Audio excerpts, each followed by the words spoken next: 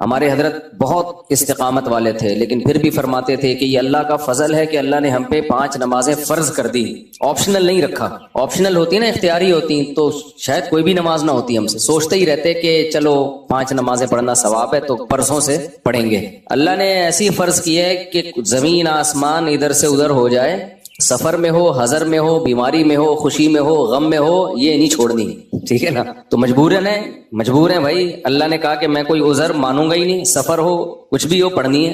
ہم پہ ڈال دی جاتی کہ ٹینشن میں ہو تو چھوڑ دو، خوشی میں ہو تو پڑھ لو، تو ہم تو یہی سوچتے رہتے ہیں بھائی ابھی تھکاوٹ ہے، آج رات دیر سے سویا ہوں تو فجر میں اٹھ گئے تو نیند پوری نہیں ہوگی، تو ایسا کریں گے 11 بجے پڑھ لیں گے، یہی سوچتے رہتے۔ اللہ میاں نے کہا کہ رات دیر سے سو، جلدی سو، یہ تمہاری ٹینشن نہیں ہے، یہ تمہاری ٹینشن ہے، یہ میرا مسئلہ نہیں ہے۔ میں نے کہہ دیا ہے فجر کا مطلب فجر ہے، ظہر کا مطلب ظہر ہے، عصر کا مطلب عصر ہے۔ ابھی ہم امریکہ گئے نا، تو جہاز جاتے ہوئے سورج کی سمت میں جا رہا ہوتا ہے، تو ایک نماز بھی نہیں آئی راستے میں۔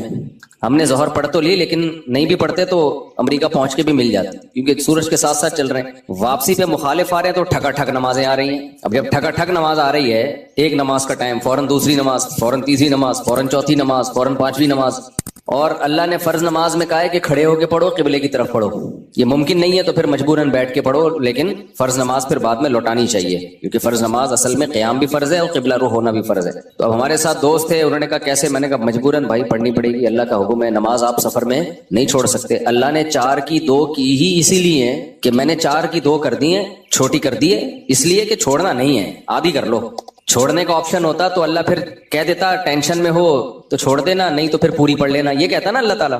اب جب نماز کا ٹائم آیا، ہم نے کہا کہ نماز پڑھنی ہے، تو وہ نماز میں جہاز میں جگہ کہاں دیتے ہیں؟ خیر ہم نے ریکویسٹ کی تو جگہ آگے، انہوں نے کہا آگے جا کے پڑھ لو۔ تو ہم نے کیا کیا، ہم نے کہا بھائی آج کل ایک ایپ آ رہی ہے جو لوگ جہازوں میں سفر کرتے ہیں، اس کا نام ہے حلال فری کر کے کچھ ہے، نام بھول گیا میں، بڑا زبردست نام ہے، آپ لوگ نوٹ کر لیں، وہ کبھی جہاز میں سفر ہو نا، حلال ٹرپ، یہ ایپ ڈاؤن لوڈ کر لیں اپنے موبائل میں، اور اگر ڈاؤن لوڈ نہیں ہو رہی تو ڈائریکٹ گوگل پہ بھی سرچ کی جا سکتی ہے، حلال ٹرپ گوگل پہ لکھیں تو وہ ایک ویب سائٹ آ جائے گی، وہ کھولیں، وہ آپ سے مانگے گا جہاز کے ٹائمنگ کیا ہے، کدھر سے کدھر جا رہا ہے، کیا تاریخ ہے، آپ اس میں ڈالیں گے، ٹھک کر کے وہ بتا دے گا کہ آپ کی جو گھڑی میں اس وقت ٹائم ہو رہا ہے اس کے مطابق فجر کتنے بجے، ظہر کتنے بجے، عصر کتنے بجے، مغرب کتنے بجے، عشاء کتنے بجے، اور اتنے بجے قبلہ کہاں ہوگا، اتنے بجے قبلہ جہاز میں کس سمت میں ہوگا۔ تو بڑی خاندانی ایپلیکیشن ہے، تو وہ آپ جیسی ڈالیں گے ٹھک کر کے، تو ایک گھڑی آپ ایسی رکھیں جو چینج نہ ہو ٹائم اس کا۔ تو یہ خوب مسئلہ سمجھ لیں کہ جہاز میں آپ کو کھڑے ہو کر نماز پڑھنی ہے، اگر ممکن نہ ہو اجازت نہ دیں پھر مجبوراً بیٹھ کے پڑھیں، لیکن اس نماز کو لوٹا لیں۔ تو ہم نے تو کھڑے ہو کر اجازت مل گئی تھی، ہم نے کہا چلو پڑھتے ہیں۔ اس میں یہ آسانی ہے کہ ظہر اور عصر اکٹھی، لیکن کیسے اکٹھی؟ اس طرح سے اکٹھی کہ ہم نے دیکھا کہ ظہر کا ٹائم ختم ہو رہا ہے، فرض کریں 5 بجے ختم ہو رہا ہے، اور عصر کا ٹائم 5 بجے شروع ہو رہا ہے، تو ہم نے کیا کیا، وضو کر لیا، کیونکہ جہاز کے واش روم میں وضو کرنا بھی آسان کام نہیں ہے، تمیز سے وضو کیا کرو، وہاں پہ ایسا کیچڑ نہ کر دو کہ وہ بولیں نمازیوں پہ پابندی لگا دیں، اس میں وضو تمیز سے، پانی نہ گرے۔ میں تو وضو کر کے ٹیشو سے سب نیچے صاف کرتا ہوں، تاکہ کوئی نیا بندہ جائے نا، وہ یہ نہ کہے یہ مولویوں کی وجہ سے دیکھو کیچڑ کتنا ہو گیا، برا امیج نہ جائے، تو صاف ستھرا کر کے بالکل اس کو، کوئی بات نہیں، ہاتھ خراب ہو جائے گا اس کو دھو لو آرام سے، لیکن امیج اپنا خراب نہ کرو کہ یار یہ نمازی لوگ جب بھی جہاز میں آتے ہیں کیچڑ کر کے جاتے ہیں۔ ایک نے مجھے بتایا، پائلٹ نے، کہ ہم کہیں جا رہے تھے، کہیں اجتماع تھا، تو سارے نمازی بیٹھے ہوئے تھے جہاز میں، تو کہہ رہے جہاز کی حالت یہ ہو گئی تھی کہ جیسے کوئی تالاب بنا ہوا ہوتا ہے، سارے وضو کر کر کے آ رہے ہیں گیلے پاؤں کے ساتھ پورے جہاز میں، نا کہتے ہیں ایسا کیچڑ ہم نے زندگی میں کبھی نہیں دیکھا جہاز میں، تو کتنا برا امیج گیا نا۔ تو اس لیے صفائی ستھرائی کر کے ان کو لگے کہ کوئی بات نہیں یار، اگر یہ وضو کر بھی لیتے ہیں تو واش روم میں ذرہ برابر بھی گندگی نہیں ہوتی، صاف ستھرا کر کے نکلو باہر۔ اس بیان ابھی شروع کروں گا، لیکن یہ بھی ضروری بات ہے کہ تاکہ جہازوں میں بھی نمازوں کا اہتمام کریں۔ اللہ کو نماز بہت زیادہ محبوب بھی ہے، اور اللہ کے ہاں جتنی ویلیو نماز کی ہے نا، اتنی کسی حکم کی نہیں ہے۔ اللہ نے نہیں چھوڑی ہے، میں نے دیکھا ہے لوگ جہازوں میں نمازیں گول کر رہے ہیں، ٹرینوں میں نمازیں گول کر رہے ہیں، شاپنگ میں نمازیں، ہو بھائی میدان جنگ میں اللہ کہہ رہا ہے، میدان جنگ میں کہ نہیں، اگر تم میدان جنگ میں کھڑے ہو کر پڑھ سکتے تو پیدل پڑھ لو، سواری پہ پڑھ لو۔ اے اللہ بعد میں پڑھ لیں گے نا، جنگ سے جب فارغ ہو جائیں گے پھر پڑھ لیں گے، ابھی کیا ٹینشن ہے۔ اللہ نے کہا ان الصلاۃ کانت علی المؤمنین کتابا موقوتا، نماز مومنین پر مقررہ اوقات میں فرض ہے، یہ نہیں ہے کہ بعد میں پڑھ لو۔ کتنے آرام سے کہتے ہیں بھی سفر میں ابھی کہاں جائیں کیا کریں، نہیں بھائی، نمازی آدمی زمین آسمان ادھر سے ادھر ہو جائے، وہ کہتا ہے بھائی چھوڑنی نہیں ہے، کچھ بھی ہو جائے۔ آج نمازی بھی نمازی نہیں رہے ہیں، تو ہم نے یہ ضرور کیا کہ کیونکہ اس میں وضو بہت مشکل کام ہے، تو اس میں پھر ہم نے یہ کیا کہ بھائی 5 بجے جیسے اپلیکیشن سے پتہ چل گیا شافی وقت کے مطابق 5 بجے ظہر قضا ہو رہی ہے، تو بھائی 4:45 پہ یا 4:50 پہ ہم نے ظہر پڑھ لی، قبلہ رخ کھڑے ہو کر 2 رکعت پڑھی ہیں، تھوڑی دیر میں عصر کا ٹائم ہو گیا، اسی وضو سے عصر نمٹا لی، سمجھتے ہو؟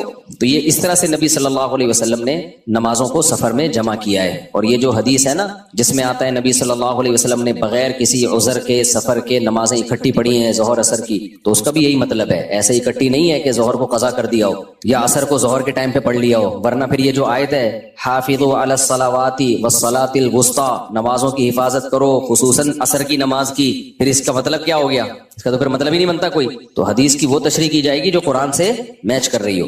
تو اس طرح سے پھر مغرب عشاء بھی ایسے پڑھ سکتے ہیں آپ، مغرب کو ڈیلے کر دیا، عام حالات میں یہ مناسب نہیں ہے، نبی صلی اللہ علیہ وسلم کا معمول نہیں تھا، لیکن کبھی کبھار کوئی عذر ہو تو اس طرح سے ڈیلے کیا جا سکتا ہے۔ تو مغرب کو تھوڑا ڈیلے کیا عشاء کے قریب، صحیح بخاری کی حدیث ہے، اس میں حضرت عبداللہ بن عمر نے اسی طرح جمع کیا ہے کہ مغرب پڑھی تلبس یسیرن، تھوڑی دیر ٹھہرے پھر عشاء پڑھ لی۔ تو اس سے پتہ چلتا ہے کہ جن حدیثوں میں آتا ہے اکٹھی پڑھی ہیں تو ان کا یہ مطلب ہے جو بخاری میں بیان۔ خیر ابھی یہ ٹاپک نہیں ہے کیونکہ لوگ کہتے ہیں کہ یہ لوگ حدیثوں کو نہیں مانتے، حدیثوں میں تو 2 نمازیں اکٹھی پڑھنے کا ہے، ہم مانتے ہیں اکٹھی، لیکن اکٹھی کا مطلب کیا ہے؟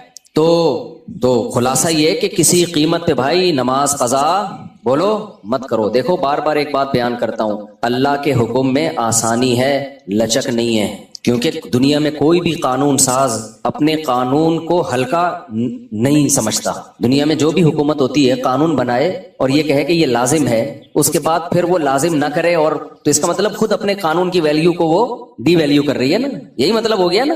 دنیا میں کوئی یہ نہیں کرتا، تو اللہ قانون بنائے اور کہے کہ یہ فرض ہے، سفر میں بھی فرض ہے، حضر میں بھی فرض ہے، پھر اللہ کہ چلو میں نے کہہ تو دیا باقی تمہاری مرضی۔ نا نا نا نا نا نا، صحیح ہے، اللہ نے کہہ دیا اب ہے تو ہے، اب آپشنل نہیں ہے۔ رمضان کے بار بار میں بتاتا ہوں نا، روزے میں مزدور کو بھی روزہ رکھنا پڑے گا، کتنی سخت گرمی ہو، کیونکہ اللہ نے قانون بنا دیا بھائی بیماری میں سفر میں چھوڑ سکتے ہو، اس کا مطلب تیسرا کوئی عذر نہیں ہے، رکھنا پڑے گا۔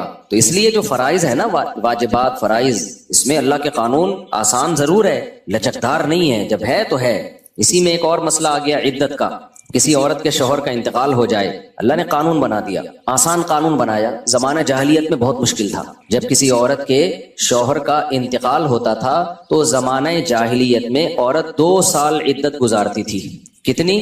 2 سال۔ اور اس 2 سال میں وہ میلی کچیلی رہتی تھی، یہاں تک بھی بعض روایات میں آتا ہے اس کی جگہ کو گندا رکھا جاتا تھا، مینگنیاں لا کے ڈال دی جاتی تھی، گند میں رہے۔ اسلام نے اس حکم کو ختم کیا، یہ ظلم ہے عورت کے اوپر۔ اللہ نے حکم دیا 4 مہینے 10 دن بس، اور اس میں میلی کچیلی نہیں رہے گی، نہائے دھوئے، بس زینت اختیار نہیں کرے گی، زیور نہ پہنے، خوشبو کا استعمال نہ کرے، زینت اختیار نہ کرے، باقی نارمل رہے، گھر سے باہر نہ نکلے۔ وہ ایک صحابیہ نے نبی صلی اللہ علیہ وسلم سے اجازت چاہی کہ بھئی 4 مہینے 10 دن میں یوں کر لوں، میں فلانی جگہ چلے جاؤں۔ آپ نے فرمایا اللہ تعالیٰ نے تمہیں یہ آسانی دی ہے کہ وہ زمانہ جاہلیت کا حکم اللہ نے منسوخ کر دیا، اب اتنی آسانی دے دی، تو اب اس حکم کو فالو کرنا پڑے گا۔ اب آج کل خواتین کیا کرتی ہیں، شوہر کی ڈیتھ ہوئی، جو دیندار نہیں ہے ان کی تو بات ہی نہیں کر رہا نا، ان کی نظر میں تو عدت کی کوئی 2 ٹکے کی حیثیت ہی نہیں ہے، وہ تو اس کو دقیانوسی حکام سمجھتی ہیں۔ لیکن جو دیندار ہیں وہ بھی بھائی، وہ ڈیتھ ہوئی، شوہر کا چہرہ دیکھنے کے لیے جا رہی ہیں ہسپتال، پھر وہ فلانے کے کام سے جانا ہے تو آج فلانے کے کام سے جانا ہے، تو آج یوں کرنا ہے، آج یہ کرنا ہے، یہ فلانے پورشن میں چلی جاتی ہوں، ماموں کے گھر جا کے عدت گزار لیتی ہوں۔ بھائی اللہ تعالیٰ نے جو عدت کے حکام دیے ہیں، شوہر کی ڈیتھ ہوتے ہی عورت کی عدت بولو شروع، اور عدت میں 2 کام لازمی ہیں، گھر سے نہیں نکلنا ہے، زینت اختیار نہیں کرنی۔ اب اس میں لوگ ہمیں تنگ کرتے ہیں، یار وہ چہرہ دیکھنے جانا چاہتی ہے ہاسپٹل میں، بھائی شوہر کو گھر لے آؤ، اگر بیوی نے اپنے شوہر کو دیکھنا ہے میت کو گھر لے آؤ، عورت نہیں روڈ پہ آ سکتی، جنازے کی چارپائی کے پیچھے پیچھے جا رہی ہوتی ہے گھر سے باہر نکل کے، پھر اللہ کو غضب آئے گا۔ جب میں نے ایک آرڈر دے دیا ہے اس کو ہلکا کیوں لے رہے ہو؟ عیادت کے لیے نہیں جا سکتی وہ، سمجھ رہے کہ بھئی فلاں بیمار ہے تو چلو میں عیادت کے لیے چلی جاؤں، فلاں کی ڈیتھ ہو گئی چلو میں تعزیت کے لیے، حج ختم ہو جاتا ہے اس سے۔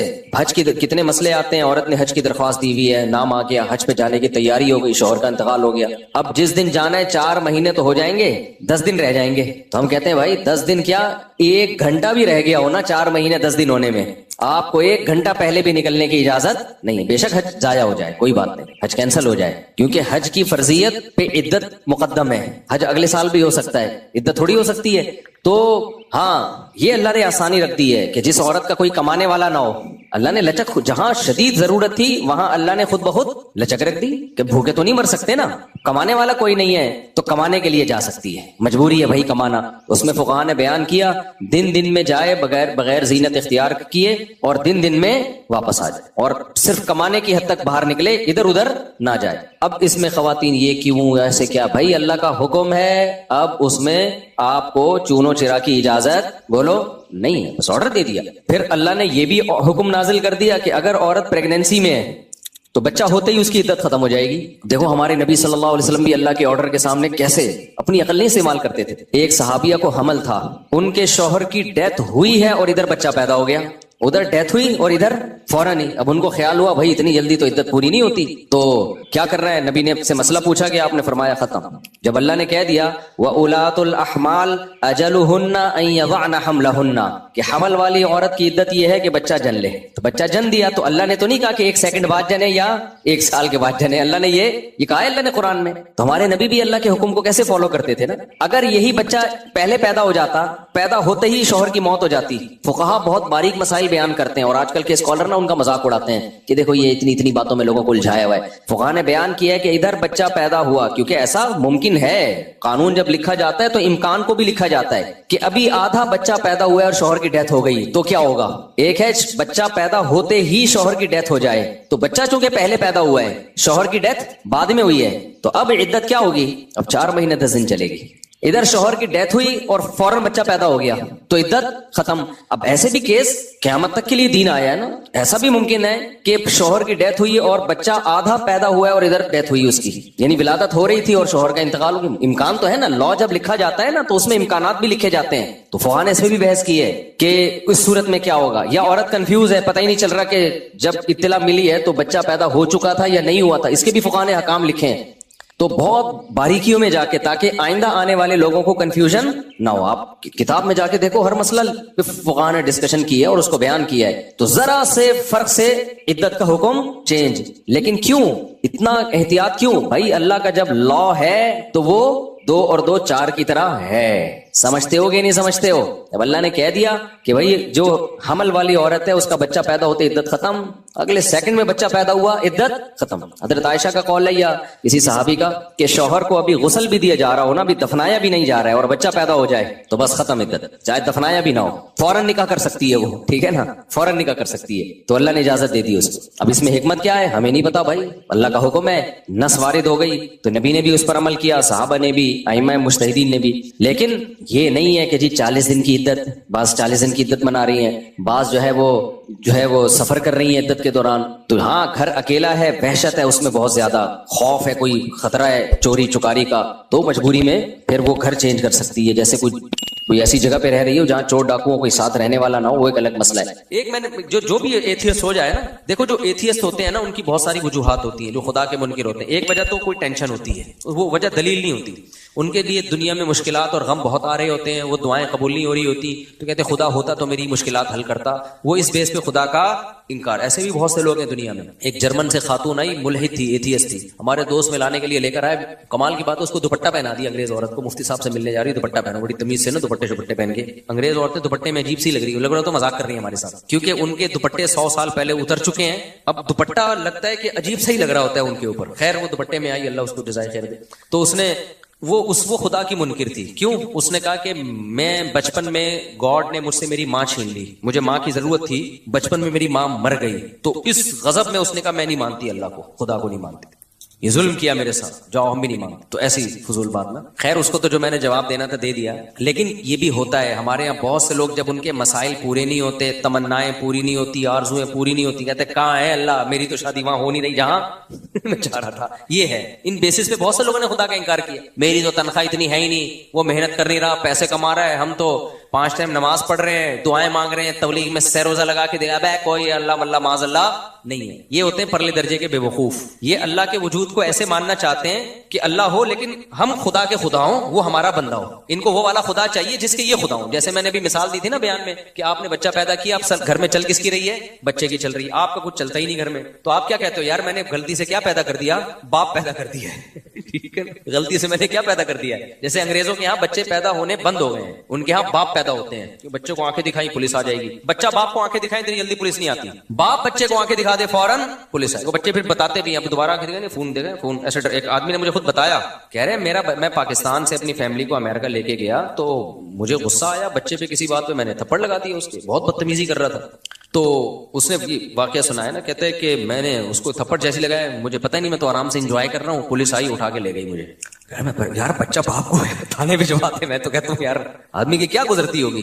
خیر کہتے ہیں میں تانے سے ہو کے آیا تو مجھے بڑا غصہ آیا، میں نے کہا میں اور لگاؤں گا ایک تھپڑ، مجھے کیوں بھجوایا. چاہے جب میں گھر آیا نا تو بچے کو جیسی آنکھیں دکھائی، بچہ کیا کہتا ہے فون کی طرف. اس زمانے میں موبائل فون نہیں تھے، یہ والے فون کا جو ہے وہ گھمانے والا بھی نہیں، وہ تو زیادہ پرانا ہو گیا، لیکن یہ والے فون تھے جو PTCL والے نہیں ہوتے.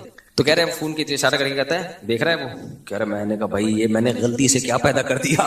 تو وہ میرے سامنے ہوتا ہے، پرانا واقعہ ہماری حضرت کو سنا رہا تھا، وہ میرے سامنے ہوتا، میں کہتا بھائی آپ نے غلطی سے نہیں کیا، ان ملکوں میں جان بوجھ کر باپ پیدا ہو رہے ہیں، غلطی سے نہیں ہو رہے. لا ایسا ہے کہ اب اولادیں پیدا ہو ہی نہیں سکتی ہیں، قانون ایسا بن گیا ہے. اب یہاں جو بھی پیدا ہوگا، وہ جو حدیث میں آتا ہے نا انتلد الامۃ ربتہا، حدیث میں آتا ہے قیامت کی علامات میں سے ہے کہ باندی اپنے مولا کو، آقا کو جنے گی. تو مطلب یہ باپ کس کو جنے گا؟ اپنے باپ کو جنے گا، بیٹے کو تھوڑی جنے گا. میں نے کہا یہ تو حدیث ہے، تو قرب قیامت کی علامت ہے، تو ابا جنے. میرے پاس ہوتا تو میں سمجھاتا. کہتے پھر میں نے سوچا کہ یار یہ تو بڑا مسئلہ ہو گیا نا، یہ تو بڑا مسئلہ ہو گیا، یہ تو میرے ہی باپ بن کے زندگی گزاریں گے. تو کہتے ہیں میں نے پھر بہانے سے یہ کیا، میں نے کہا کہ تمہیں پاکستان لے کے جا رہا ہوں. تو وہاں پھر ایسا بھی نہیں ہو سکتا کہ پاکستان لے آؤ آپ، بچہ کمپلین کر دے گا غریب ملک میں لے کے جا رہا ہے مجھے، ٹھیک ہے نا. آپ نہیں لے جا سکتے اپنے بچے کو اپنی مرضی سے، امریکن نیشنل ہے وہ، تو گورنمنٹ پکڑ لے گی، بولے کہ یہاں پیدا ہوا تو لے کے کیسے جا رہے ہیں وہاں پہ. تو کہہ رہے میں نے پھر بچوں کو یہ کہا کہ ہم ذرا چلتے ہیں گھومنے، قائد اعظم کا مزار دیکھیں گے اور یہ وغیرہ وغیرہ جو چیزیں ہوتی ہیں ہم یہ آپ کو دکھائیں گے. بچوں نے کہا ٹھیک ہے جی انجوائے کریں گے. کہہ رہے جب میں ایئرپورٹ پہ لے کر آیا، گھر میں لے کر گیا میں، اس کے بعد میں نے کہا بلا پولیس کو.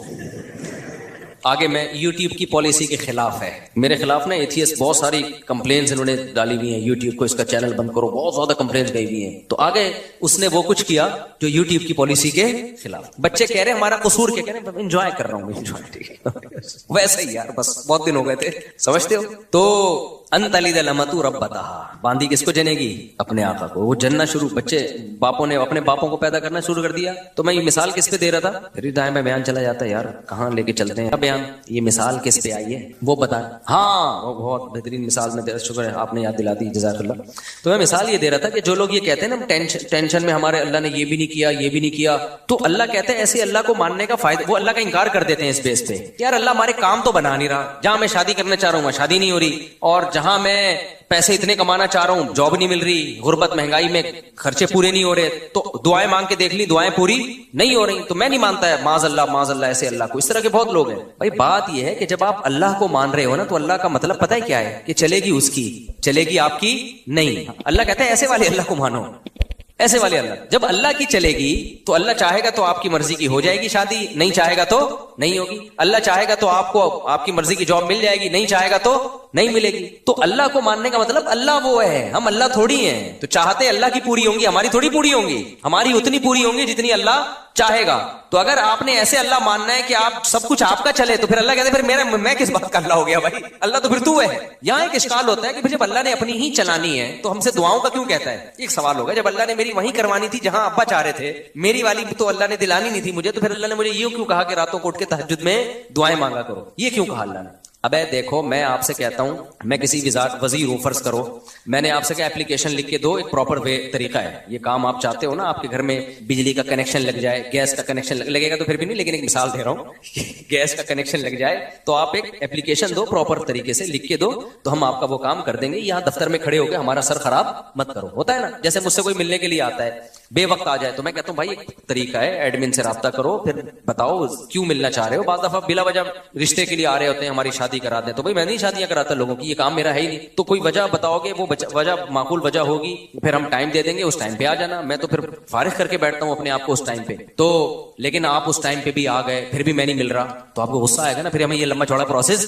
بولو بتایا کیوں تھا بھائی، پہلے عثمان سے رابطہ کرو، پھر کوئی مفتی صاحب ڈائری میں دیکھیں گے سلاٹ خالی ہے تو اس کو دے دو، یہ سارا کر کے بھی آئے. تو جب مفتی صاحب ہے ہی نہیں، آج میں نے ظہر میں کسی کو نکاح کا ٹائم دیا تھا، ظہر میں میں جامع الرشید میں، مجھے ضروری کام تھا، اور مجھے کام کی وجہ سے میں نہیں آ سکتا تھا، لیکن چونکہ میں نے ٹائم دیا تھا، صرف ایک 5 منٹ کا اس کا نکاح پڑھانے کے لیے میں اتنا لمبا سفر کر کے آیا اور نکاح پڑھا کے واپس گیا، میرا 1 گھنٹہ لگا. لیکن کیوں؟ اگر میں نہیں آتا تو برائی ہوتی نا. یہ اگلا کہتا ہے یار مفتی صاحب نے ٹائم دیا اور بھاگ گئے. حالانکہ مجھے بہت مشکل ہوئی تھی وہ نکاح پڑھانا، لیکن میں نے کہا یار یا تو ٹائم نہیں دیتے، دیا ہے تو اب اس کو پورا کرنا ہے. یا تو 1 ہفتہ پہلے مجھے پتا چل جاتا نا میری تو میں 1 ہفتہ پہلے وہ کینسل کر دیتا، لیکن عین وقت پہ کینسل کرنا غیر اخلاقی حرکت ہے. اللہ یہ کہ بہت ہی ایمرجنسی ہو جائے، تو ایسی اتنی بہت ایمرجنسی نہیں تھی. کتنا ٹائم میں نے 5 منٹ کے کام کے لیے اپنا برباد کیا، 1 گھنٹہ برباد. اس سینس میں نہیں کہ وہ واقعی برباد، لیکن ظاہری لحاظ سے تو برباد ہی ہوا نا. لیکن بات یہ ہے کہ جب ایک عام آدمی اس کا خیال کر رہا ہے کہ جب کسی کو ٹائم دیا ہو تو بھائی پورا کرنا ہے، اللہ یہ کہ ایمرجنسی ہو جائے. ایک پروسیس رکھا ہے، جب آپ اس پروسیس کو پورا کرو گے تو پھر تو ٹائم دینا ہے.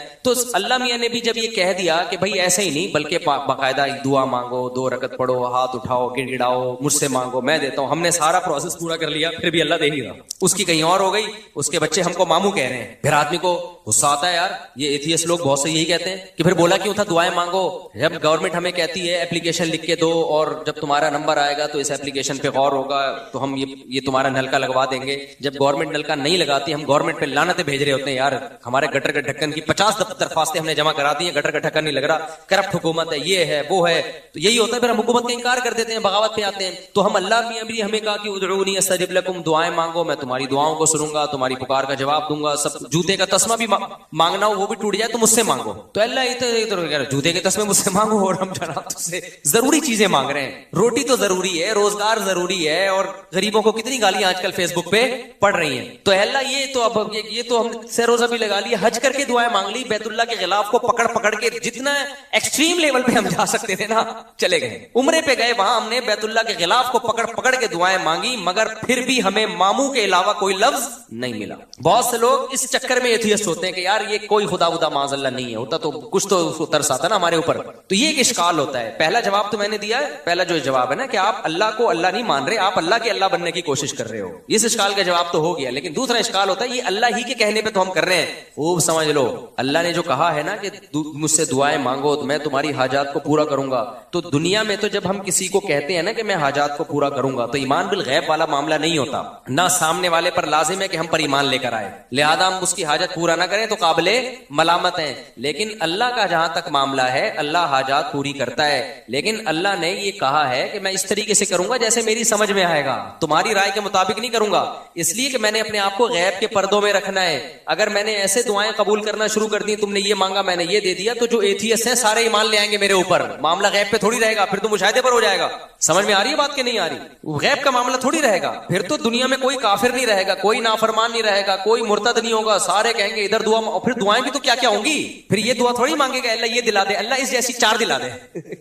جب گئے بیت اللہ میں دعا مانگی اللہ 1 کروڑ کی جاب لگ جائے، فوراً فون آگے لگ گئی ہے. پھر حاجتیں لوگوں کی کوئی محدود ہیں یا لا محدود ہیں؟ لا محدود حاجت. سارے گنجے پہنچیں گے اللہ ہمارے سر پہ بال ہو گئے ہیں، جن کے بال ہو گئے ہیں کہیں گے اللہ جو گر رہے ہیں وہ بھی آ جائیں. اللہ کوئی مرے ہی نہیں، نہ میری اماں مرے، نہ میرے ابا مرے، نہ میری بیوی مرے، نہ میرا شوہر مرے، نہ میرا بچہ مرے، فلاں فلاں سب مر جائیں. تو یہ نظام کائنات کیا ہو جائے گا بھائی؟ تباہ و برباد ہو جائے گا، تباہ و برباد ہو جائے گا. اس لیے اللہ نے کہا کہ میں ہوں، میرے ہونے پر اگر میں دعا بالفرض قبول نہیں کر رہا تو اس سے میرا انکار لازم نہیں آتا، کیونکہ میرے وجود پر تو 20 دلائل ہیں. ان دلائل کا کیسے انکار کرو گے تم؟ اس کی مثال ایسے ہے جیسے آپ گئے، آپ نے اپلیکیشن دی، وزیر کو درخواست قبول ہی نہیں ہو رہی، آپ کو یہاں کوئی وزیر ہے ہی نہیں. تو اگلا کہے گا بھائی یہ وزیر کی کرسی ہے، یہ اس کرسی پہ کیمرہ دیکھو بندہ بیٹھا ہوا ہے اور یہ اٹینڈنس حاضری ہے.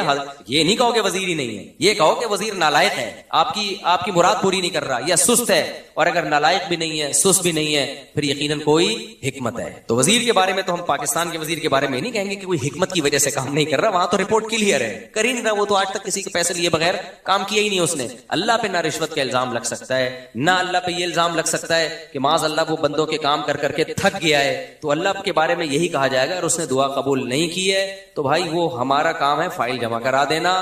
اور وہ اس طرح سے نہیں کر رہا، کسی اور طرح سے. وہ اپنے بندوں کو لاوارث نہیں چھوڑتا. ہاں اس نے ایک حکمت کے تحت ایک طریقے طریقہ رکھا ہوا ہے کہ ایسے میں ہر ایک کو ظاہری طور پہ دینا شروع کر دوں تو یہ خدا بن جائیں گے, میں کیا بن جاؤں گا, بندہ بن جاؤں گا. تو ان کو میرے اوپر ایمان کا مطلب یہ کہ مجھے اللہ مانے اور مجھے اپنا خیر خواہ مانے. میں ان کی حاجت پوری کر دوں تو بھی وہ پوری کرتا ہے, نہیں پوری کروں تو بھی حاجتیں پوری کرتا ہے, کسی اور طرح سے کر دے گا.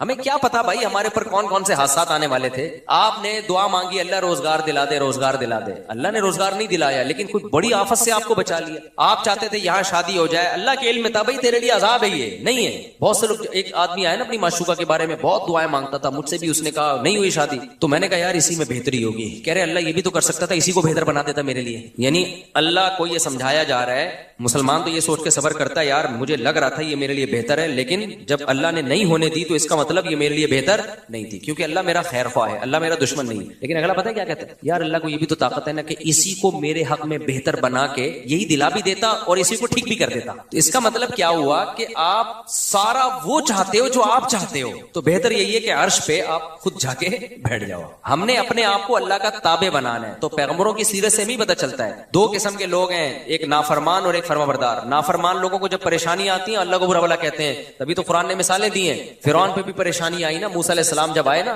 تو فرعون کو ٹینشنیں شروع ہو گئی. ایک دفعہ بھی اللہ کا نام نہیں لیا فرعون نے, بلکہ اور بغاوت میں بڑھتا چلا گیا. کہنے لگا کہ جب سے موسیٰ آیا ہے نا معاذ اللہ, اس کی وجہ سے ہمارے ملک میں بدامنی شروع ہو گئی ہے, قحط آنا شروع ہو گیا ہے. لیکن پریشانیاں یعقوب علیہ السلام پر بھی آئیں. بچپن میں بچہ غائب, روتے رہے, کہنے انما اشکو بثی وحزنی الی اللہ, بھائی میں اللہ کو اپنا غم بتاتا ہوں. اعلم من اللہ ما لا تعلمون, اللہ کے بارے میں وہ کچھ جانتا ہوں جو تم نہیں جانتے, تو مجھے یقین ہے اللہ کی اس میں کوئی خیر خواہی ہوگی. کیوں؟ وہ سمجھتے تھے کہ بھائی میں, اور یعقوب علیہ السلام کے بارے میں آسمانی کتابوں میں لکھا ہے کہ اتنی دعائیں مانگتے تھے کہ ان کے گھٹنوں پہ پیشانیوں پہ موٹے موٹے نشان پڑ گئے تھے. زندگی بھر اتنی دعائیں مانگی, ایک دفعہ بھی مایوس نہیں ہوئے کہ یار میں تو مانگتا رہتا ہوں, ادھر اللہ نے بچہ ملایا ہی نہیں مجھ سے, اور میری تو ایک بچہ ابھی گم ہوا ہے, دعائیں مانگ رہے ہیں, تڑپ رہے ہیں, آنکھوں کی بینائی چلی گئی, دوسرا بھی گم ہو گیا. تو قرآن یہ واقعات کیوں بتاتا ہے؟ کیا معاذ اللہ اللہ اپنی برائیاں کر رہا ہے؟ سورہ یوسف میں جب لوگ کہتے ہیں نا ایتھیس لوگ کہ ہم نے اللہ سے مانگا اور ہمیں تو کچھ نہیں ملا, تو قرآن تو کہہ رہا ہے کہ یعقوب علیہ السلام کا بچہ گم گیا تھا, انہوں نے اللہ سے ساری زندگی مانگا, ملا کیا؟ دوسرا بھی گم گیا. ٹھیک ہے نا, تو یہ تو اللہ گویا معاذ اللہ اپنی برائیاں کر رہا ہے. نا نا نا نا, اللہ اپنی تعریفیں کر رہا ہے کہ میں بعض دفعہ نوازتا ایسے ہوں, آزمائشوں میں ڈال ڈال کے دیکھتا ہوں کون صبر سے کام لیتا ہے. تبھی تو جب یوسف علیہ الصلوۃ والسلام کو اپنا اللہ نے والد سے ملایا مصر کا بادشاہ بنا کے, تو فوراً یعقوب علیہ السلام نے کہا میں نے کہا نہیں تھا عالم من اللہ ما لا تعلمون, میں اللہ کے بارے میں وہ کچھ جانتا ہوں جو تم نہیں جانتے. تو اس لیے یہ ٹینشنوں کی بیس پہ خدا کا انکار کرنا, اس سے اللہ پہ تو کوئی اثر نہیں پڑتا بھائی, آپ کی ٹینشنیں کم ہونے کے بجائے بڑھ جاتی ہیں. تو اس بیس پہ جو خدا کا انکار کرتے ہیں نا ٹینشنوں کی بیس پہ, ان کا انجام خودکشی ہوتا ہے. اور جو ایسے موقع پہ صبر سے کام لیتے ہیں, بھائی اللہ ہے, ہماری مراد پوری کرے تو بھی ہے, نہیں پوری کرے تو بھی ہے. ایک بزرگ کا واقعہ ہے, کتابوں میں لکھا ہے, مجھے اس کی سند کی تحقیق نہیں ہے, بعض واقعات ثابت نہیں ہوتے, ان میں سچ کا بھی امکان ہوتا ہے جھوٹ کا بھی, لیکن ان سے جو مضمون ثابت ہوتا ہے وہ بالکل ٹھیک ہوتا ہے. تو کہتے ہیں ایک بزرگ حج پہ جاتے تھے, حج کرتے آواز آتی کہ بھائی حج قبول نہیں ہوا, اگلے سال پھر حج پہ چلے جاتے, پھر آواز آتی حج قبول نہیں ہوا, تو کئی سال ایسے ہی ہوتا رہا, قبول نہیں ہوا. تو کسی نے ان سے پوچھا کہ حضرت آپ کو ہر سال حج کے بعد آواز آتی ہے غیب سے کہ قبول نہیں ہوا, تو پھر آپ کرتے کیوں ہیں؟ کہتے ہیں بھائی میرے بس میں تو یہی ہے. ٹھیک ہے نا, میرے بس میں کیا ہے, اب میں تکبر میں آ جاؤں, بولوں قبول اللہ جا, تو نہیں کر رہا تو جاؤ, ہم بھی نہیں کر رہے. دنیا میں انسانوں کے ساتھ تو ایسا ہو سکتا ہے بھائی, میں 3 دفعہ آپ کسی بندے کو منائیں گے, میرا عذر قبول کر لے, پھر بھی نہیں کرے گا, بھاڑ میں جا یار, تجھے منانے کے علاوہ بھی تو اور بہت سارے غم ہے نا.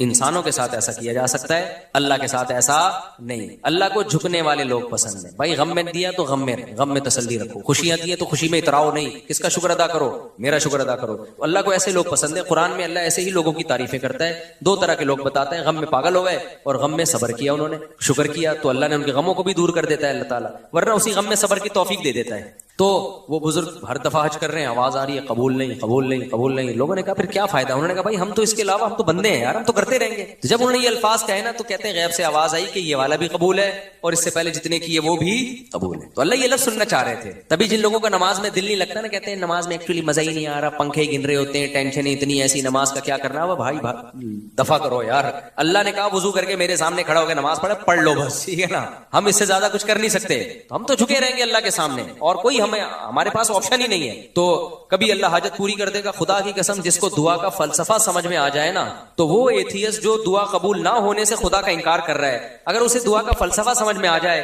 تو دعا سے زیادہ لذیذ عبادت پھر کوئی نہیں ہے. کیونکہ اس میں پتا ہے کہ یار اللہ کو مانگنے والے کو دیتا ہے اللہ, دے گا کیسے یہ اس کی مرضی, تو وہ مانگتا ہی رہتا ہے. وہ کہتا ہے بھائی قبول نہیں ہو رہی تو اور زیادہ مزہ آتا ہے مانگنے میں, قبول ہونا شروع ہو جائے تو پھر تو آدمی کہتا ہے کہ یار یہ کیا ہے, یہ تو غیب پر ایمان تھوڑی رہا. نہیں ہو رہی پھر جو مانگتا ہے تو اس سے اللہ کو محبت ہوتی ہے. اس لیے حضرت عمر کا قول یاد رکھو. حضرت عمر فرماتے ہیں میں جب دعائیں مانگتا ہوں تو مجھے اس کی فکر نہیں ہوتی قبول ہو رہی ہے کہ نہیں ہو رہی, مجھے اس کی زیادہ فکر ہوتی ہے دعائیں مانگنے کی توفیق مل رہی ہے کہ نہیں مل رہی ہے. کیونکہ اللہ کے سے مانگ رہے ہو نا, اگر اس کا مطلب اللہ کے وجود پر بھی ایمان ہے, اس پر بھی ایمان ہے کہ حاجتیں وہی پوری کرتا ہے, اس پر بھی ایمان ہے کہ اس کے بغیر کچھ ہو نہیں سکتا, یہ بڑی کوالٹی ہے بھائی. باقی کچھ ملے نہ ملے اس کا مطلب آپ کامیاب ہو, چاہے ناکامی کے نقشے نظر آ رہے ہو. کیونکہ انجام تو اصل تو اینڈ کا اعتبار ہے کہ انجام کیسا ہوتا ہے آپ کا. آپ ساری زندگی خوشیوں میں رہے اور آخر میں پھانسی کے پھندے پہ لٹکنا ہے, کیا فائدہ ایسی خوشیوں کا. ساری زندگی جیل میں آخر میں رہائی ہے, تو اینڈ کے لحاظ سے آپ کیا ہیں, کامیاب ہے. تو بے شک یعقوب علیہ السلام کی ساری زندگی غموں میں گزری, اینڈ کیا ہوا, انجام اچھا ہوا. اور ساری زندگی خوشیوں میں گزرے, انجام پھانسی کے پھندے پہ لٹک کے خودکشی کر کے مر گئے, تو کیا فائدہ بھائی ایسے. تو یہ جتنے فنکار اداکار جو خدا کے منکر ہوتے ہیں اور جتنے لبرل سیکولر لوگ خدا کے منکر ہوتے ہیں, ان کا انجام دیکھا کرو, ان کی حال نہ دیکھا کرو. اور جتنے علماء صلحاء ہیں ان کا انجام دیکھا کرو, ان کا ماضی نہ دیکھو. ماضی بڑا ٹف گزرا ہوتا ہے. تو ایک تو ایتھیزم اس طرح سے ہوتا ہے نا, اور دوسرے ہوتے ہیں جن کو دلائل کچھ کھوپڑی ان کی صحیح کام نہیں کر رہی ہوتی. وہ کہتے ہیں یار ہر چیز اب ایک لاجک سے ہو رہی ہے. ان لوگوں کے لیے میں مختصر دلیل دے رہا ہوں, بس پھر بیان ختم کرتا ہوں. کہتے ہیں یار جب دنیا میں ہر کام لاجک سے ہو رہا ہے تو خدا کہاں ہے پھر. اب تو سائنس نے ہر چیز کی لاجک پیش کر دی نا. کیا خیال ہے بھائی, یہ زمین میں پہلے لوگ کہتے تھے یار گٹلی زمین میں جاتی ہے, یوں ہوتا ہے, فرشتے آ کے کچھ یوں کر رہے ہوں گے, کچھ دیو ہے, کچھ بھگوان ٹائپ کی چیزیں. اب تو سائنس نے بتا دیا بھائی یہ پروسیس ہوتا ہے, صحیح ہے نا. وہ زائگوٹ بنتا ہے, پھر یوں ایک تنا بنتا ہے, پھر یہ پھول ہوتے ہیں, ایکچولی پھر تتلیاں بیٹھتی ہیں نرمان, ایکچولی یہ ہو رہا ہے. بھگوان کہاں ہے اس میں, کوئی دیو کچھ بھی نہیں. تو لاجک سے ہر چیز ہو رہی ہے. اس کی دلیل سمجھو 2 اور 2 4 کی طرح. سمجھ میں آ رہی ہے بات. اور آسان کر دیتا ہوں. ہمارے ایک دوست یونیورسٹی میں پڑھتے تھے, ان کے پروفیسر تھے ملحد, ایتھیسٹ تھے. تو مجھے آ کے انہوں نے بتایا کہ میرے پروفیسر صاحب کہہ رہے ہیں یار خدا کہاں ہے. یہ مولویوں نے پتہ نہیں کیا خدا بنایا ہوا ہے. ہم تو گاڑی کے ایکسیلریٹر پہ جب پاؤں رکھتے ہیں تو گاڑی چلتی ہے, جب بریک لگاتے ہیں تو گاڑی رکتی ہے. تو خدا کہاں ہے. خدا کو تو جب مانے پاؤں ایکسیلریٹر پہ رکھا ہوا ہے لیکن گاڑی رک رہی ہے, ٹھیک ہے نا, کوئی غیبی طاقت روک رہی ہے اسے. پاؤں بریک پہ رکھا ہوا ہے ہم نے, لیکن خدا گاڑی کو کیا کر رہا ہے, چلا رہا ہے. تو یا تو ہر کام لاجک سے ہو رہا ہے, تو لاجک ہی سب کچھ ہے, سائنس ہی سب کچھ ہے. میں سمجھا پا رہا ہوں اپنی بات. یہ وہ اشکال ہے جس کی بیس پہ ہزاروں لوگ مرتد ہو چکے ہیں, اسلام چھوڑ, ہزاروں تو نہیں سینکڑوں تو چھوڑ ہی چکے ہیں. اور جتنے بھی ملحد لوگ ہیں, چاہے عیسائیوں میں, اسلام میں تو بہت کم ارتداد ہے نا, عیسائیت یہودیت میں بہت زیادہ ہے. کہ یار جب ہر کام لاجک سے ہو رہا ہے تو خدا کو ماننے کی ضرورت کیا ہے. سمجھ میں آ رہی ہے کہ نہیں آ رہی ہے. خدا کو ماننے کی یہ کائنات جو سائنسی اصولوں میں جکڑی ہوئی ہے, تو اس کا جواب خوب سمجھو. میں نے ان کو فوراً جواب, وہ بڑے پریشان تھے نا اس سوال سے. ہمارے پروفیسر صاحب نے کہا یار ایکسیلریٹر پہ پاؤں رکھو تو چلتی ہے, کیونکہ چلانا ہے اس کا کام, روکو تو کیا ہوتی ہے. خدا کو جب مانیں گے جب الٹا پلٹا ہو رہا ہو, ٹھیک ہے نا, ہونا کچھ چاہیے ہو کچھ اور رہا ہو. میں نے اس سے کہا, اس پروفیسر صاحب سے بولو سر کائنڈلی آپ سے مجھے ایک کام ہے. میں نے کہا کلاس میں نہیں, بلکہ اس کو چھاؤں میں لے کے جاؤ. میں ایسے ہی بات کرتا ہوں, سر کائنڈلی آپ ذرا چھاؤں میں آ جائیں. اور یہ بھی قرآن سے ہی نکالا ہے, قل انما اعیذکم بواحدہ ان تقوموا للہ مثنی وفرادا, کہ اے نبی آپ ان سے کہو کہ تم لوگ ایک ایک 2 اکٹھے ہو کے غور کرو میری بات پہ. بعض دفعہ مجمع میں غور کرنا بڑا مشکل ہوتا ہے, تو ایسا کرو ذرا چھاؤں میں آ جائیں. سر کائنڈلی آپ سے مجھے ایک کوشچن ہے. کہنے لگے کیا. میں نے کہا اپنے ٹیچر سے چھاؤں میں لے جا کے نا ٹھنڈا کرنا, ایک دم افراتفری میں نہیں. بعض دلائل آپ پھینک دو گے نا جلد بازی میں تو ایسے جیسے پھینک دیا آپ نے, سامنے والا سیریس نہیں لیتا. میں نے کہا تمیز سے سائڈ پہ لے جا کے سر سے ایک بات کریں. سر آپ یہ بتائیں کہ گاڑی میں چینجنگ چینجر کے بغیر نہیں ہو رہی. لاجک ہے, یہ لاجک کی بات ہے نا. جب تک گاڑی رکی ہوئی ہے تو چلے گی جب تک چلانے کے لیے کوئی قوت استعمال نہ ہو ہے. جب رکنا ایک کنڈیشن ہے, یہ کنڈیشن چینج ہوتی ہے, گاڑی رکنا ایک کنڈیشن ہے نا, دوسری کنڈیشن کیا ہے, چلنا, حرکت میں آنا, گاڑی کا موو ہونا. تو گاڑی میں موومنٹ پیدا نہیں ہوتی جب تک کوئی موور نہ ہو, اور گاڑی چل رہی ہو ایک کنڈیشن ہے, رکے گی نہیں جب تک کوئی اسٹاپر نہ ہو. کیا خیال ہے. تو چینجنگ کے بغیر جس چیز میں چینجنگ نہیں ہو سکتی تو کریٹنگ ہو سکتی ہے آٹومیٹکلی خود بخود. ابے کیا ہو گیا. دیکھو آپ لوگ چھاؤں میں آؤ یار سارے, ایسے مجمع میں سمجھو. سوچ رہا ہوں آپ کو بھی چھاؤں میں ایک ایک کر کے لے کے جاؤں, پھر سمجھو. اب مجھے ایک بات بتاؤ, کوئی پاگل دنیا میں ایسا, اس کے لیے بہت افلاطونی کی ضرورت نہیں ہے. خدا کے وجود کے لیے کوئی بہت بڑا سائنسدان بننا ضروری نہیں ہے. 2 اور 4 کی طرح کچھ کامن اصول ہیں. اب مجھے ایک بات بتاؤ, کوئی سائنسدان یہ کہے کہ جب تک چینجر نہیں ہوگا گاڑی میں چینجنگ نہیں ہوگی. کوئی کہ اچھا سر یہ گاڑی بنائی کس سائنسدان نے, کہ بن خود بخود گئی تھی. آپ بولو گے ابے یہ کیا بات کر رہا ہے یار تو, کریٹنگ تو زیادہ مشکل کام ہے, وہ خود بن گئی. اب دھکا خود نہیں, اب جب تو بن بھی خود گئی ہے تو چل بھی خود لے. وہ عمر شریف کا لطیفہ اکثر مجھے یاد آتا ہے. کسی نے کلپ نے بچپن میں یہ دیکھا تھا تو اب کسی نے کلپ بھیجا تھا نا, تو وہ بچپن میں نا وہ عمر شریف کے شو دیکھتے تھے, پھر بعد میں ہم نے تو ٹی وی سے توبہ ہی کر لی تھی, اس میں پھر بے حیائی پھیلنا بہت زیادہ آنا شروع ہو گئی تھی. میں اس لیے کہہ رہا ہوں بچے یہ نہ دیکھا کریں پروگرام, بچپن کی باتیں. تو اس میں یہ تھا کہ وہ اس کے جو کوئی تھا جاننے والا نا, اس کو خود بھولنے کی بیماری ہوتی ہے عمر شریف کو. عمر شریف کو کس کی بیماری ہوتی ہے؟ بھولنے کی. تو اس کو بھولنے کی بیماری تھی, تو وہ کسی کے گھر گھس جاتا تھا ایسے ہی مذاق میں, جب پٹنے لگتا تو بولتا بھائی ہم تو بھولے سے چلے گئے تھے تمہارے گھر. تو ایسے کسی نے بتایا کہ کسی کے گھر میں نا شلوار رہ گئی اس کی, ایسی مذاق ہے حقیقت میں نہیں, سمجھ لیں آپ. تو وہ ایک شخص شلوار لے کر آ رہا ہے, اس سے عمر شریف سے کہہ رہا ہے یہ شلوار کیا کہہ رہی ہے, یعنی پیغام دے رہی ہے نا کہ تو میرے گھر میں آیا اور کپڑے چھوڑ کے چلا گیا, اس کا مطلب یہ کوئی غلط میسج دے رہی ہے. بتا یہ شلوار کیا کہہ رہی ہے, یہ پاجامہ کیا کہہ رہا ہے. وہ بتا رہا ہے بھائی میں نہیں ہوں, یہ غلطی سے پتہ نہیں کس کا پاجامہ ہے, مجھے کیا پتا, میں تو بھولنے کی بیماری. کہہ رہے نہیں یہ پاجامہ کیا کہہ رہا ہے. جب سب کچھ پاجامے سے ہی پوچھ لینا پھر کیا کہہ رہا ہے, جب یہ بتا سکتا ہے تو پھر یہ کس سے پوچھ لے, پاجامے سے ہی پوچھ لے, تجھے بتا دے گا کیا ہے. تو ایسے ہی میرے بھائی گاڑی جو ہے اس گاڑی سے آپ خود پوچھ لو کہ کمبخت تو چل نہیں سکتی ہے خود بخود, اگر تو آٹومیٹکلی خود بنی ہے تو پھر چل بھی خود لینا. تو چلانے کے لیے کیوں تجھے ایک بندہ چاہیے جو انجن اسٹارٹ کر کے ایکسیلیٹر پہ پاؤں رکھے؟ یہ عجیب بات ہے, بنی خود بخود ہے, چلانے کے لیے بندے آئیں گے تو چل بھی خود لے. چلانے کے لیے کیا ضرورت ہے؟ ایسے ہی گاڑی اگر آٹومیٹکلی خود سے نہیں بنی, کسی سائنسدان نے بنائی ہے, تو سائنسدان تو اور زیادہ عجیب چیز ہے یار جس نے اس گاڑی کو بنا دیا. کریٹر زیادہ عجیب ہوتا ہے جو موجود ہے, یا جو بنی ہوئی چیز زیادہ عجیب ہوتی ہے. اچھا مجھے بتاؤ, یہ موبائل جس سائنسدان نے بنایا, آپ کو جب یہ سائنسدان آ جائے نا جس نے یہ بنایا, وہ تو بہت سارے سائنسدانوں نے مل کے بنایا, فرض کرو کسی ایک نے بنایا, تو آپ اس موبائل کی زیادہ ویلیو دو گے, سائنٹسٹ کو زیادہ ویلیو دو گے؟ سائنٹسٹ کو زیادہ ویلیو دو گے یار, یہ بنا سکتے اور پتہ نہیں کیا کیا بنا لے یار. یہ تو گاڑی سے زیادہ ویلیو تو اس سائنسدان کی ہے جس نے گاڑی کو ایجاد کیا, تو وہ تو اور زیادہ پیچیدہ چیز ہے بھائی. کمال کی بات ہے, وہ سائنسدان ایوالو ہو کے آٹومیٹکلی اگ کے کھڑا ہو گیا وہ, اور جو وہ چیزیں بنا رہا ہے وہ اس کریٹر کے بغیر, موجود کے بغیر بن نہیں سکتی. تو اس سے پتا چلتا ہے کہ بھائی یہ کائنات میں, ہم تو سائنس کے اصول کو مانتے ہیں, ان لاجیکل کام کائنات میں کچھ بھی نہیں ہے, تو ہم کہتے ہیں ان لاجیکل یہ نہیں ہے کہ کائنات کا کوئی خالق ہے, ان لاجیکل یہ کہ یہ کائنات خود بخود بنی ہے. نہیں, یہ بات میرا خیال ہے. یہ کہنا کہ آٹومیٹکلی خود بخود بن گئی, یہ ان لاجیکل بات ہے, کیونکہ کائنات میں ان لاجیکل کام نہیں ہوتا. تو یہ ان لاجیکل کیسے ہو گیا کہ جو کائنات حرکت نہیں کر سکتی تو وہ خود بند کیسے سکتی ہے؟ نیوٹن نے کہا تھا نا, جو چیز حرکت میں ہمیشہ حرکت میں رہے گی جب تک کوئی اس کو روکے گا نہیں, جو رکی ہوئی ہمیشہ رکی رہے گی جب تک کوئی چلائے گا نہیں. نیوٹن اگر ہوتا تو میں چھاؤں میں لے جاتا اس کو. میں کہتا سر ایک چیز آپ کہنا بھول گئے ہیں کہ یہ کائنات اگر نہیں ہے تو جب تک کوئی ہو, جو چینجر کے بغیر نیوٹن کے قانون کا لا کا حاصل یہ ہے کہ چینجر کے بغیر چینجنگ ممکن نہیں ہے. میں کہتا سر ایک جملہ اپنے لا میں اور بڑھا دیں کہ جب چینجر کے بغیر چینجنگ نہیں ہے تو کائنڈلی ایک اور سائنس کا لا آپ بڑھا دیں, تاکہ یہ ہمارے یونیورسٹیوں کے لوگ جو اللہ رسول کو نہیں مانتے, آپ کو بہت مانتے ہیں, وہ ایک جملہ بڑھا دیں کہ کریٹر کے بغیر کریٹنگ بھی نہیں ہو سکتی. تو نیوٹن نے نہیں بڑھایا کیونکہ مذہب نیوٹن کا ٹاپک نہیں تھا, لیکن قرآن نے بڑھایا ہے بار بار کہ جس کائنات میں چینجر کے بغیر چینجنگ نہیں ہو سکتی, کریٹر کے بغیر کریٹنگ کا عمل کیسے ہو گیا؟ صاف پتہ چلتا ہے, اسی لا سے پتہ چلتا ہے کہ بھئی نیوٹن کا یہ آدھا لا پڑھایا جا رہا ہے, کیونکہ آگے پڑھا دیں گے نا تو پتہ ہے نتیجہ کیا نکلے گا. کیونکہ جب کریٹر کے بغیر کریٹنگ نہیں ہو سکتی تو پھر بہت سارے مسائل کھڑے ہو جائیں گے ساری دنیا کے لیے. وہ یہ کہ پھر کریٹر ہے کون؟ یہاں سے انسان نظریں چرانا چاہتا ہے کہ کریٹر کو بیچ میں لے کر آئے تو پھر خدا کو ماننا پڑے گا, خدا کو مانا تو رسولوں کو ماننا پڑے گا, آسمانی کتابوں کو ماننا پڑے گا, پھر مذہبوں کو ماننا پڑے گا, پھر کون سا مذہب صحیح ہے کون سا غلط ہے اس کو ماننا پڑے گا. پھر جب صحیح مذہب تک پہنچیں گے تو پھر مذہب نے کیا کہا ہے, حلال کیا ہے, حرام کیا ہے, زنا حلال ہے, لیگل ہے, انلیگل ہے, شراب لیگل ہے, انلیگل ہے, یہ ساری چیزیں ماننی پڑیں گی. بالآخر آپ آ کے پھنستے چلے جاؤ گے بہت ساری پابندیوں میں. تو بہت ساری پابندیوں سے آزاد کرانے کا طریقہ یہی ہے کہ نیوٹن کے آدھے لا کو لیا جائے, آدھا لا جو نیوٹن کے لا سے مزید اخذ, نیوٹن نے تو نہیں کہا لیکن اخذ کیا جا سکتا تھا, اس پہ بحث ہی نہ کی جائے, اس کو کہیں یہ illogical ہے. دوبارہ کبھی چھاؤں میں ملیں گے تو انشاءاللہ میں دوبارہ سمجھانے کی کوشش کروں گا, ابھی اتنا ہی کافی ہے. اس لیے اللہ کا وجود دو اور دو, اور یہ جو بکواس کرتے ہیں نا فضول قسم کی کہ خدا کو پھر کس نے پیدا کیا, او بھائی یہ illogical اس کائنات کے بارے میں ہے کہ خود بخود بن جائے. خدا کو تو ہم جانتے ہی نہیں ہیں, وہ اس کائنات کا حصہ تھوڑی ہو, تو کائنات سے الگ ہے, اس کو تو ہمیں پتہ ہی نہیں. کمال کی بات ہے اس خدا کو ہمیشہ سے ماننے کے لیے تیار نہیں ہے, کہہ رہے ہیں عقل میں نہیں آ رہا, اور اس کائنات کو ہمیشہ سے ماننے کے لیے تیار ہے جو عقل میں آ رہی ہے. وہ تو اور زیادہ بے عقلی کی بات ہے کہ یہ کائنات ہمیشہ سے ہو. سمجھتا نہیں ہے نا بات کو, جب نہیں پڑھے گا رات کو تو نہیں سمجھے گا بات کو.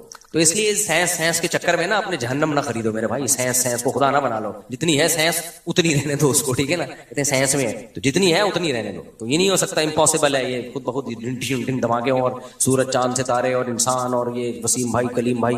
میں وسیم کی مثال سے دیتا ہوں کہ انسان کا لفظ بھی مبہم ہے.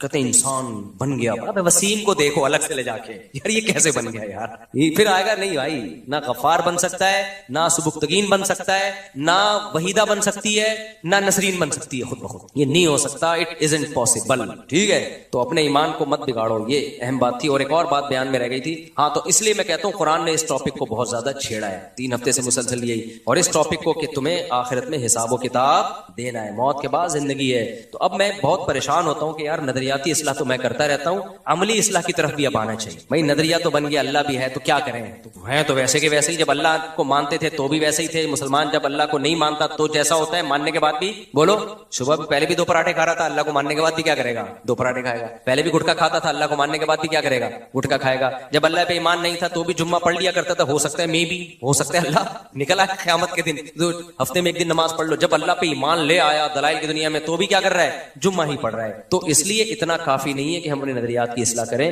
انسان کو تربیت کے لیے پریکٹیکلی اصلاح کی ضرورت ہے. ہمارے نبی نے صحابہ سے روزے رکھوائے ہیں, ہمارے نبی نے صحابہ سے خواہشات کی قربانی دلوائی ہے, میدان جنگوں میں لا کے لڑوایا ہے صحابہ کو. تو انسان کی اصلاح صرف بیانات سننے سے نہیں ہوتی میرے بھائی, یہ بھی ایک بہت بڑا حصہ ہے, پریکٹیکلی کچھ کرنا پڑتا ہے. تو اب آپ نا پریکٹیکلی کچھ کرنا شروع کریں.